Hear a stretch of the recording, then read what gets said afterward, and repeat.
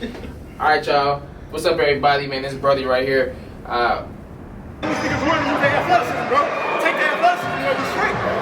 You taking bad shots. You taking bad shots, and this is where Let's hoop. Let's hoop.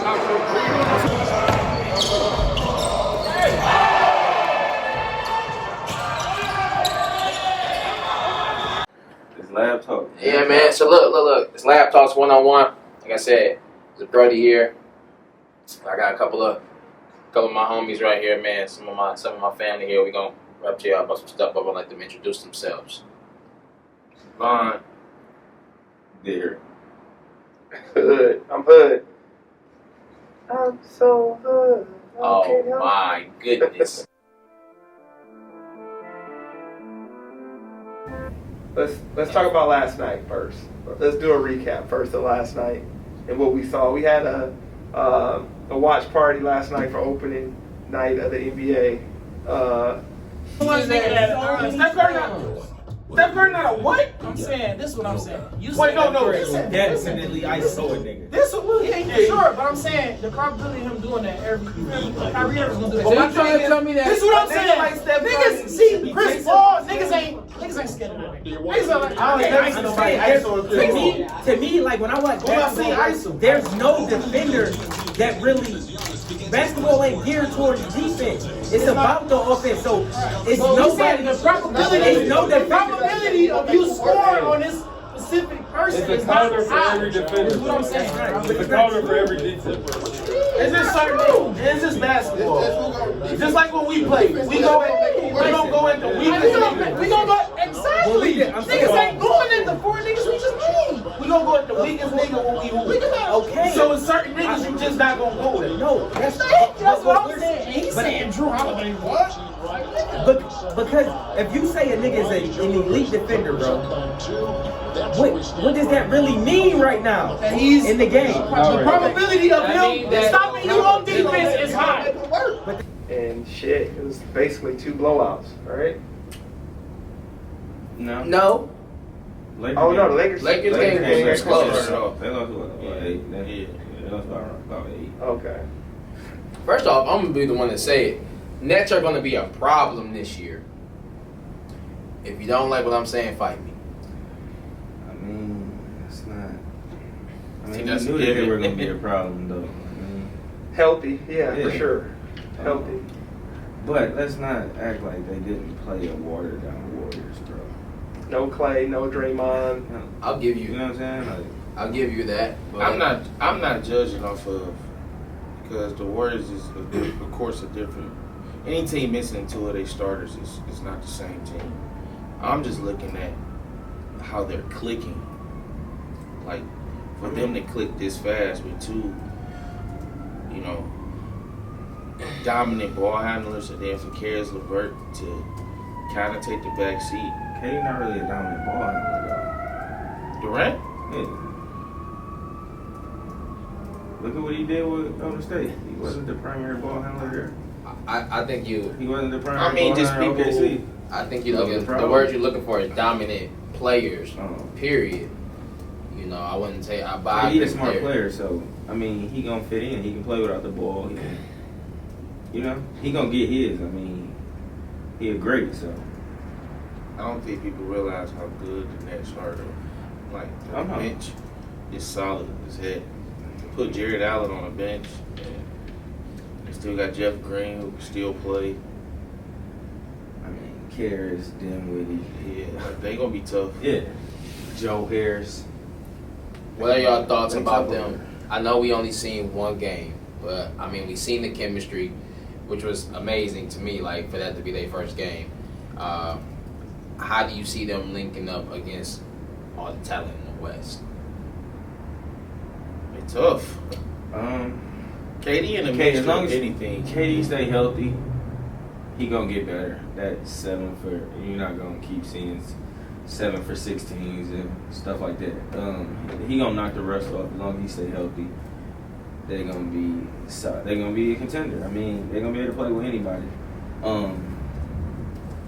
Do I think they could beat the Lakers in 7? No.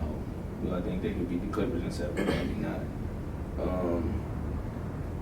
just because the Carries, LeVerts, the supporting cast don't have any experience at all going deep in the playoffs.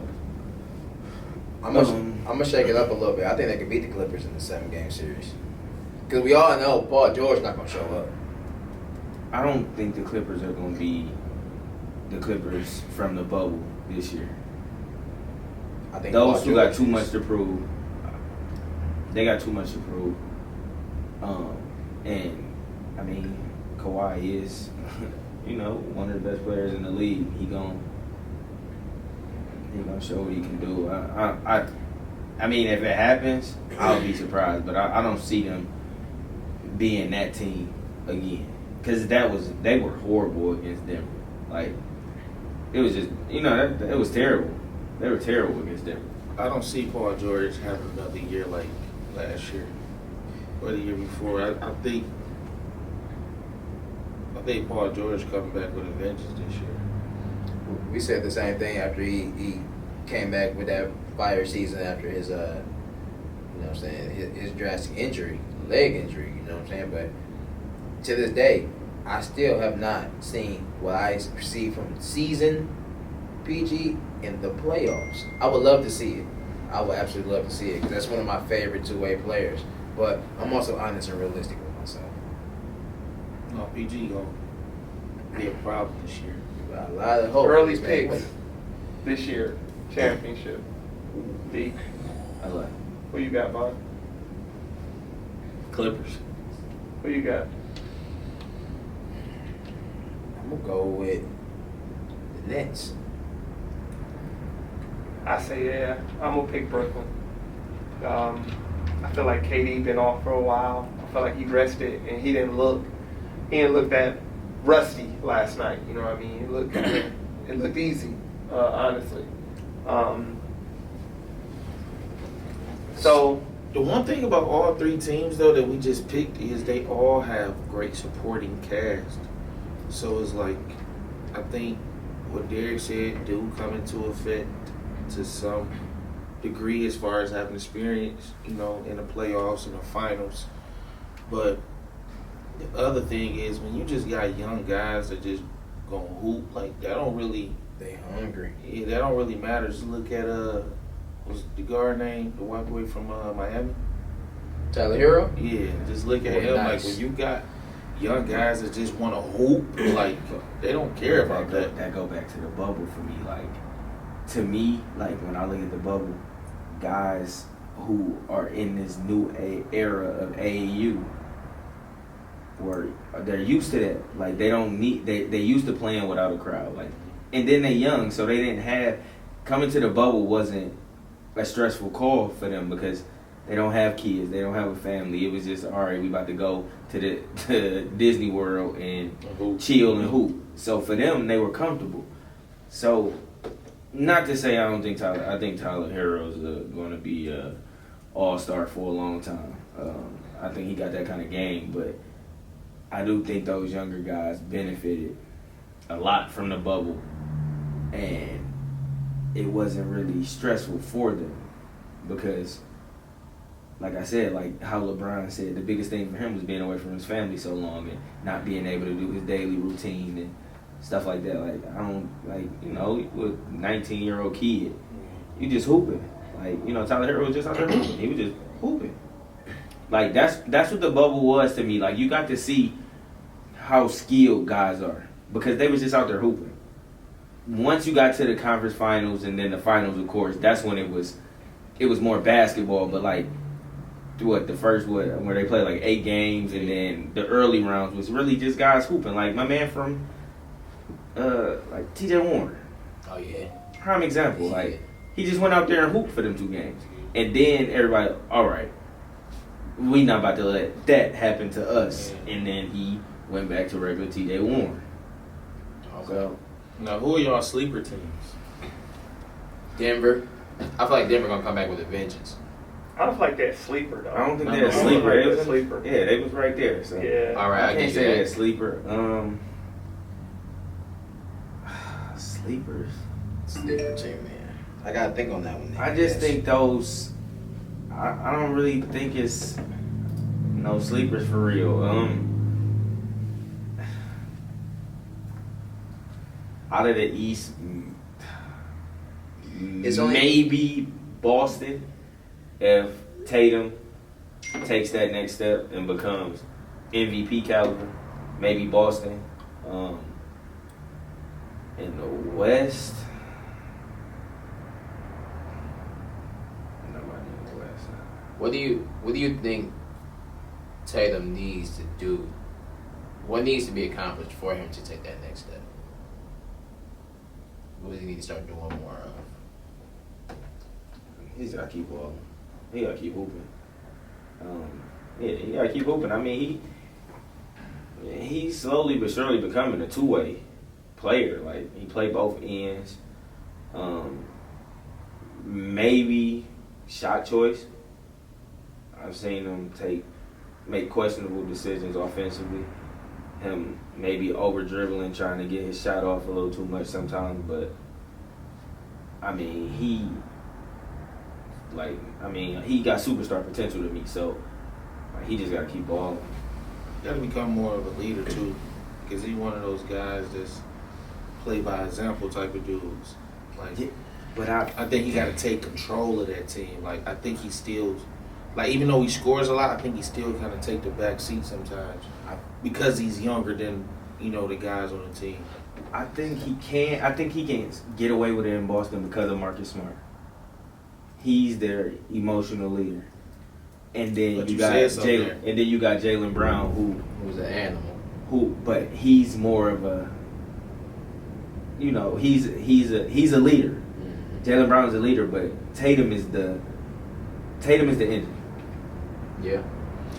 So And having a guy like, to me, like Marcus Smart, because he had been through being the head case, and I just feel like I think he their leader, like how like Draymond is for the Warriors. I think that's what, you know, so I don't see Tatum having to be really a vocal leader. He just got to hoop. Like, I don't. You got any sleepers in the West Hood? In the West, Or the East? I feel like I'm gonna go out on a limb with this one, but I feel like Charlotte might make the playoffs. Like, I mean, I just, from what I've seen, and I ain't saw a full game yet, but like highlights or what from the preseason, I feel like they energy level, you know. And Okay, if y'all saying that like that, then I'm gonna go. Phoenix. Oh, yeah, I know. I'm Phoenix Phoenix. gonna be tough. Phoenix gonna be tough. Yeah. Phoenix. Yeah. I'm just looking at how they were undefeated in the bubble without a true leader. Like, I feel like the one thing people can't take away from Chris Paul is like the dog he brings to teams. Like, if you look at how gritty that OKC team was last year, like, they just was real gritty and they all played together. Like how gritty they was, and I feel like he give players confidence. Like, people could say what they want about Chris Paul, but the one thing, he be having young dudes playing. Like, the way he had, I forgot that, what's the dude, the last, Shea? I ain't saying his whole name.